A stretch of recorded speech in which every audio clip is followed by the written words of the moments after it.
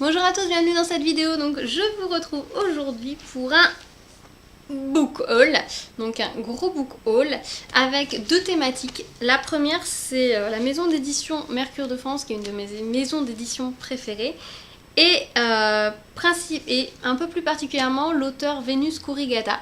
C'est une auteure que j'avais découvert grâce à son livre qui est paru l'année dernière, si je me trompe pas. C'est La femme qui ne savait pas garder les hommes, qui était un livre assez autobiographique qui m'avait vraiment beaucoup touchée, que j'avais beaucoup aimé. Et donc je m'étais dit qu'il fallait vraiment que je découvre cet auteur à travers d'autres textes. Donc je me suis dit que là, c'était le moment. Donc j'en ai profité et j'ai passé une petite commande où j'ai commandé 4 de ces ouvrages. Alors je les ai choisis un petit peu en fonction de ce que j'ai trouvé, de si le résumé me plaisait. Donc il y en a 3 qui sont parus chez Mercure de France, un chez Actes Sud. Alors le premier c'est La fiancée était à dos d'âne. Youda est une jeune fille juive du désert algérien. Le jour où le rabbin Haïm l'a choisie pour être la nouvelle épouse de l'émir Abdelkader, sa vie bascule. Youda rêvait de palais mais se retrouve dans un campement de tentes balayé par les vents. Occupé sur d'autres fronts, l'émir, lui, demeure invisible. Ensuite, j'ai pris La fille qui marchait dans le désert. À l'occasion d'une conférence sur l'écrivain Adam Saint-Gilles, Anne rencontre sa veuve, Mathilde, et passe la nuit dans son gîte rural.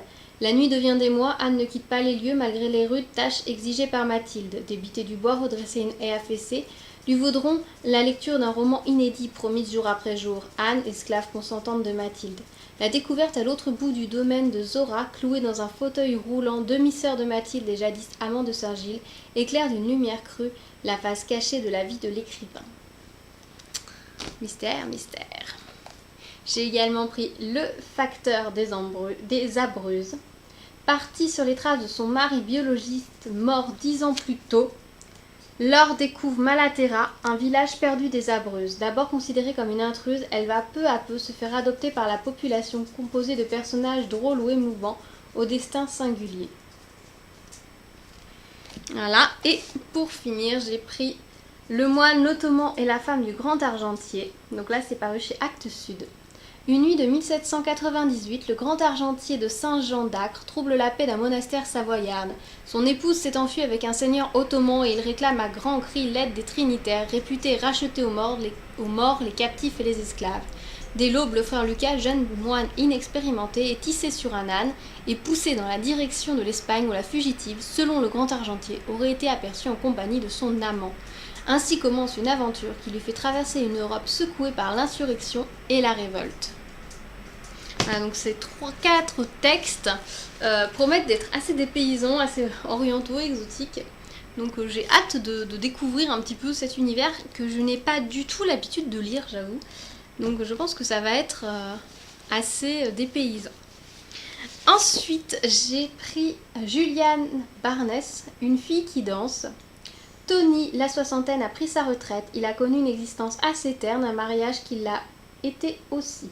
Autrefois, il a beaucoup fréquenté Véronica, mais ils se sont éloignés l'un de l'autre. Apprenons un peu plus tard qu'elle sortait avec Adrian, le plus brillant de ses anciens condisciples de lycée et de fac. La colère et la déception lui ont fait écrire une lettre épouvantable aux deux amoureux. Peu après, il apprendra le suicide d'Adrian. Pourquoi Adrian s'est-il tué ? 40 ans plus tard, le passé va ressurgir. Mystère. Et franchement, intriguant. Juliane Barnes, c'est un auteur que j'ai jamais lu. Barnes, je ne sais pas. Barnes, sûrement, je dirais, puisqu'il est anglais, a priori. Il écrit en anglais, c'est traduit. Dont j'ai entendu parler, mais que je n'ai jamais lu, donc ce sera l'occasion de découvrir. Ensuite, j'ai pris Dialogue d'été de Anne Serre. Donc Anne Serre, par contre, c'est un auteur que je connais, que j'ai découvert grâce à son livre Les Débutants, que j'avais vraiment beaucoup aimé, mais que je ne crois pas avoir chroniqué sur le blog. Et donc j'avais vraiment envie de la découvrir dans d'autres textes. Donc voilà, l'occasion. Un écrivain explique à son interlocuteur, son double, comment il entre dans l'écriture et l'imaginaire. Il lui parle de ses personnages, des relations qu'il entretient avec eux. Il lui montre comment il est à la fois dans et hors du roman. Avec une familiarité tour à tour joueuse et impérieuse, il l'entraîne avec lui de l'autre côté du miroir, là où le roman prend corps. Dans ce voyage au cœur de la fabrication d'une œuvre, Anne Serre nous convie, nous lecteurs, à une expérience unique et vertigineuse. Alors j'avoue que le rapport auteur-personnage, fabrication de livres, enfin mise en place du roman, m'intrigue énormément et m'intéresse beaucoup, donc j'ai vraiment hâte de le lire. Ensuite, toujours chez Mercure de France, j'ai pris J'aurais dû apporter des fleurs de Alma Brami. Géraud tente d'offrir une image idéale de lui-même, mais quand on est seul, au chômage à 50 ans, ce n'est pas chose facile. Homme empêché, il s'interdit de croire ce qu'il pense et retient en lui sa colère, sa violence. Sa voix intérieure prendra-t-elle peu à peu le dessus ? Ironique et tendre, Alma Brami révèle un personnage lucide, terriblement humain, reflet des travers de notre société tout entière. Là, j'avoue que la situation du personnage au départ, au chômage à 50 ans, donne déjà beaucoup de... Enfin, pour moi, titille ma curiosité et je suis curieuse de savoir comment il va rebondir et reprendre possession de sa vie. Ensuite, j'ai pris de Pierre Charras, comédien. Alors Pierre Charras, c'est un auteur dont j'ai déjà entendu parler, mais dont je n'ai jamais rien lu, donc là c'est l'occasion. Je suis un peu déçue, le livre est un petit peu tout cracra, mais bon. C'est l'inconvénient quand ils sont comme ça en papier verger. C'est pas toujours facile de les nettoyer, peut-être avec un coup de gomme, j'essaierai. Accepteriez-vous de jouer Tartuffe ? La conscience de Romain avait aussitôt été secouée par une bourrasque. Des images s'étaient abattues sur lui en désordre. Parmi elles, il avait reconnu le moment de la proclamation des résultats du concours de sortie du conservatoire et aussi le visage ravi de son père. De son père qu'il n'avait jamais, du moins dans son souvenir, vu joyeux.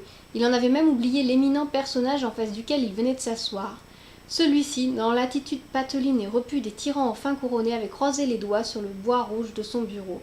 On l'aurait dit inoffensif et bienveillant, mais derrière le bouclier de son sourire, il tenait des poignards. Voilà. Donc va falloir le lire pour en savoir un petit peu plus. Ensuite, j'ai pris Philippe Delerme aux éditions Point. Écrire est une enfance. Comment devient-on écrivain ? Pour Philippe Delerme, la réponse se trouve dans l'enfance, entre les murs des salles de classe où il a grandi, dans le secret de ses amours silencieuses, cette adolescence rêveuse et solitaire, mais aussi dans les pages de Proust. Il nous raconte ce goût de la mélancolie et du bonheur qui a fait de lui l'écrivain célébré des plaisirs minuscules. Pourquoi est-ce que j'écris ? Je peux facilement dire le comment, le pourquoi, c'est une autre affaire. Alors là, je vous avoue qu'un auteur qui revient sur le pourquoi il écrit, quelles sont ses sources d'inspiration, ça me rend vraiment curieuse et j'ai vraiment hâte de pouvoir le lire. Et tant que j'étais dans Philippe Delerme, je me suis pris Maintenant Foutez-moi la paix, donc aux éditions Mercure de France. Philippe Delerme a une connaissance approfondie de Paul Léotot. Par petites touches, il aborde tous les aspects de l'homme et de cette œuvre tour à tour caustique, féroce ou émouvante. Un bel hommage rendu à un maître de la littérature. Alors celui-ci par contre je vais pas le lire tout de suite parce que j'ai vraiment envie de découvrir Léotot d'abord, notamment à travers son journal, je crois que c'est une de ses œuvres majeures. Donc je vais me le mettre de côté et quand j'aurai lu Léotot je reviendrai et à mon avis le point de vue de Philippe Delerme sur l'œuvre de Léotot sera vraiment très intéressant. Ensuite, je me suis pris, toujours chez Mercure de France, Procès du grille-pain et autres objets qui nous tapent sur les nerfs de Charles Haquet et Bernard Lalanne. Alors, ce livre avait fait pas mal de bruit quand il est sorti en livre de poche, il y a plusieurs mois maintenant. Une fourchette pour analyser nos repas, un bracelet pour contrôler le fonctionnement de nos organes, bientôt une voiture qui se conduit toute seule, plus intelligents les uns que les autres, et que nous-mêmes bien entendu, les objets connectés font tout à notre place. L'âge d'or ? Pas si sûr. Il suffit de voir à quel point ce qui promettait hier de nous faciliter la vie nous tourmente aujourd'hui. Le grille-pain, le parapluie, la chaise longue, le rouleau adhésif, le portable. L'intelligence n'exclut pas automatiquement la malfaisance. Dans la bande des 50 interpellés ici, les plus énervants ne sont pas les moins astucieux. Ce serait trop simple. Chaque objet possède sa manière subtile ou primaire de nous faire enrager, d'imposer sa loi, c'est un comble, de faire de nous sa chose. Il était grand temps de mettre un terme à cette situation intolérable et de passer les coupables par les armes de l'humour et de la dérision. Un livre à lire d'urgence pour se libérer. Alors, à mon avis, ça va être une petite parenthèse humoristique très appréciable dans le quotidien. Peut-être à lire un jour un peu morose, où il fait pas très beau. Et ça a l'air... ce sont des courts textes à l'intérieur, donc ça doit se lire très bien et même par petites touches quand on a besoin d'une petite dose de bonne humeur. Et ensuite, j'ai pris l'autoportrait de l'auteur en coureur de fond de Haruki Murakami, donc là c'est aux éditions Belfond. Alors celui-ci, ça fait longtemps que je voulais le lire, j'avais un petit peu oublié que je l'avais marqué, que je m'étais dit qu'il faudrait que je le lise. Et c'est Cédric Armen qui en avait parlé dans une de ses vidéos, parce qu'il se l'est acheté, et je me suis dit ah mais oui, donc j'en ai profité pour le rajouter sur ma commande pour pouvoir le lire. Journal essai autobiographique, éloge de la course à pied, au fil de confidences inédites, Haruki Murakami se dévoile et nous livre une méditation lumineuse sur ce bipède en quête de vérité qu'est l'homme. Le 1er avril 1978, Murakami décide de vendre son club de jazz pour écrire un roman. Assis à sa table, il fume 60 cigarettes par jour et commence à prendre du poids. S'impose alors la nécessité d'une discipline et de la pratique intensive de la course à pied. Ténacité et capacité de concentration et talent, telles sont les qualités requises d'un romancier. La course à pied lui permet de cultiver sa patience, sa persévérance. Courir devient une métaphore de son travail d'écrivain. Courir est aussi un moyen de mieux se connaître, de découvrir sa véritable nature. On se met à l'épreuve de la douleur, on surmonte la souffrance, corps et esprit sont intrinsèquement liés. Alors là, c'est comme le de l'herbe. Le rapport, enfin quand un écrivain nous parle de sa façon d'écrire, forcément ça, je suis curieuse et j'ai envie de le lire. Et pour finir, je me suis pris 3 petits livres de chez du Petit Mercure. Donc le premier c'est d'un Philippe Delerme également, Monsieur Spitzweg s'échappe. Les premières fois, Monsieur Spitzweg s'est contenté d'un petit quart d'heure de footing, juste le temps que les poumons lui brûlent. 250 mètres de tour, c'était bien assez pour un effort mal réparti qui ne lui procurera d'abord aucun plaisir. Mais au bout de quelques semaines, il apprit à reculer un premier seuil de fatigue, puis se surprit à compter le nombre de tours, à les convertir en kilomètres, 12 tours en 15 minutes. Oui, cela fait bien du 12 km à l'heure, rien d'affolant, mais déjà une allure moins dérisoire, le virus était pris. Arnold Spitzweg avait entrepris son combat contre le temps. Dans cette nouvelle inédite, Philippe Delerme retrouve le personnage qui était au cœur d'Il y avait plus tout le dimanche. Il avait plus tout le dimanche, je l'ai lu et je l'ai chroniqué sur le blog, donc si vous voulez en savoir plus sur ce premier titre, n'hésitez pas à aller jeter un œil sur le blog. Ensuite, je me suis pris le goût de la lecture, forcément. C'est une des textes et choisis présentés par Michel Gazier. C'est pareil, le nom me dit quelque chose. C'est une auteure un petit peu connue, mais j'ai rien lu d'elle. Le goût de la lecture est une histoire intime que les lecteurs aiment partager, un plaisir solitaire qui très vite devient un festin de papier. C'est une vieille histoire entre soi et les livres. Le goût de la lecture est souvent un bonheur d'enfance qui vous éclaire toute une vie. Il est parfois le fruit d'une éducation ou du voisinage familier d'une bibliothèque. Mais il en est de la passion des livres comme de toutes les passions. Les coups de foudre et les coups du hasard très souvent s'en mêlent. Parmi tous ces lecteurs fous de livres, il y a bien sûr les écrivains. Consommateurs boulimiques de papier imprimé, ils évoquent volontiers la naissance de cette passion de lire qui est la source de leur écriture.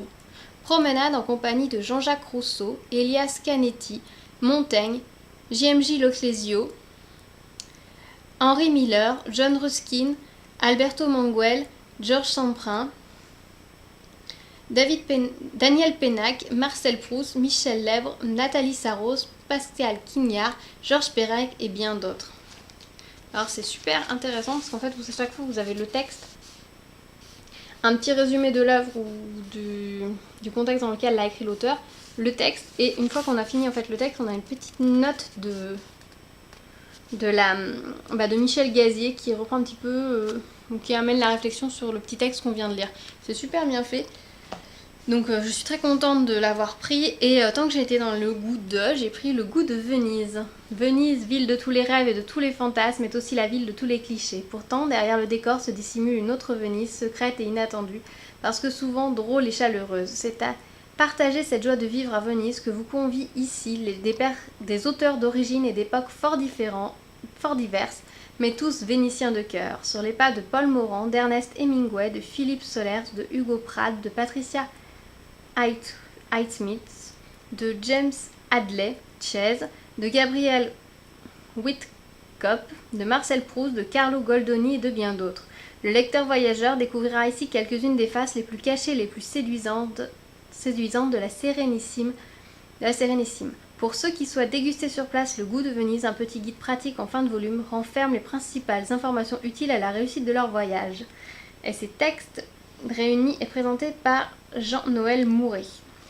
Donc moi j'avais été à Venise quand j'étais en 5e, donc ça date, mais j'en ai un souvenir encore magnifique et j'aimerais beaucoup y retourner, surtout qu'on avait vu un petit peu tout ce qui était derrière, pas que le plus touristique, on va dire. On avait été voir la rue la plus étroite de Venise, on avait été voir l'Arsenal, enfin des choses un petit peu plus cachées, l'hôpital des chats, enfin voilà, on avait vu des choses un petit peu différentes.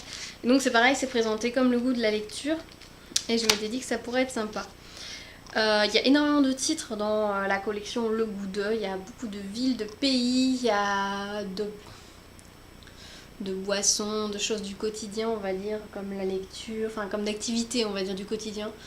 Voilà, et ça a l'air très intéressant. Donc c'est chez Mercure de France et c'est la collection Le Petit Mercure, et c'est des livres qui sont vendus vraiment pas cher, hein, 5,50 € à peu près. Franchement, et en fait ils sont tout petits, mais ils sont écrits petits, donc il y a quand même pas mal de texte dedans. Voilà, donc j'en ai fini avec ce book haul qui est quand même assez volumineux. J'espère que je vais pouvoir lire tout ça assez rapidement parce que ce sont tous des titres qui me font super envie. N'hésitez pas à me dire en commentaire si vous avez lu certains de ces livres, si certains vous tentent. Si vous avez écrit déjà des articles, des chroniques ou déjà parlé de ces livres, n'hésitez pas à mettre les liens en commentaire, je serais ravie d'aller voir votre avis dessus. Et puis je vous dis à bientôt pour vous reparler de ces livres et pour vous retrouver dans une nouvelle vidéo. Bye bye!